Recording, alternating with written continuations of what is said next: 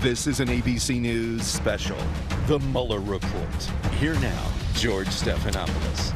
Good morning. We're coming back on the air again because it's 11 o'clock in the East, the time that William Barr, the Attorney General of the United States, said that the Mueller report would be sent to Congress.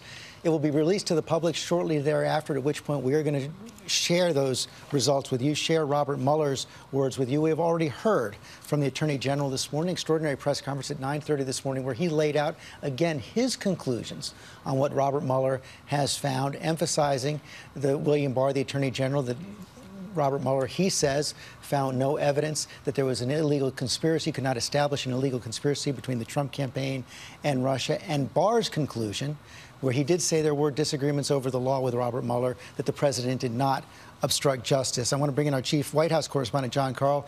They're in Washington with our team prepared to read through the entire report. We also know, John, from William Barr and others, that the president's team had briefings on this report over the last couple of days. We have learned that the president's legal team was briefed twice this week, given a chance to read the entire report.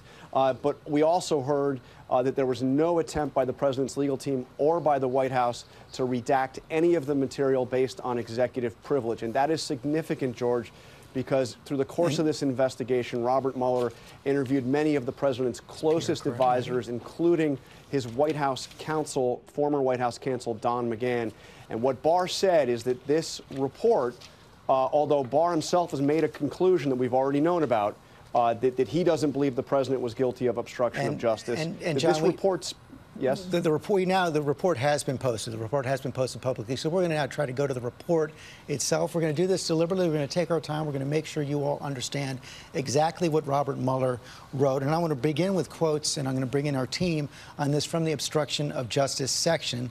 One of the things that Robert Mueller wrote is that several features of the conduct we investigated distinguish it from typical obstruction of justice cases. First of all, he said the investigation concerns the president's, and some of his actions, such as the firing of the FBI director, involves facially lawful acts within his Article II authority, which raises constitutional issues.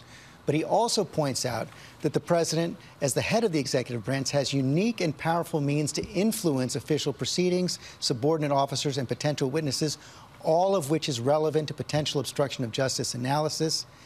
And then the third point he brings out is that the evidence did not establish that the president was involved in an underlying crime related to Russian election interference. Although the obstruction statutes do not require proof of such a crime, he continues, the absence of the evidence affects the analysis of the president's intent and requires consideration of other possible motives for his conduct. Bottom line conclusion, though, also from Robert Mueller, and this is a direct quote from Robert Mueller: if we had confidence after a thorough investigation of the facts that the president clearly did not commit obstruction of justice, we would so state. Based on the facts and the applicable legal standards, we are unable to reach that judgment.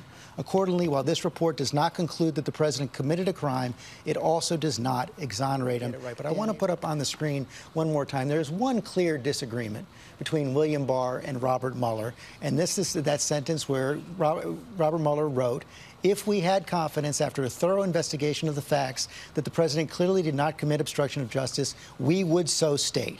Based on the facts and the applicable legal standards, we are unable to reach that judgment. Accordingly, while this report does not conclude that the president committed a crime, it also does not exonerate him. William Barr said he did not obstruct justice.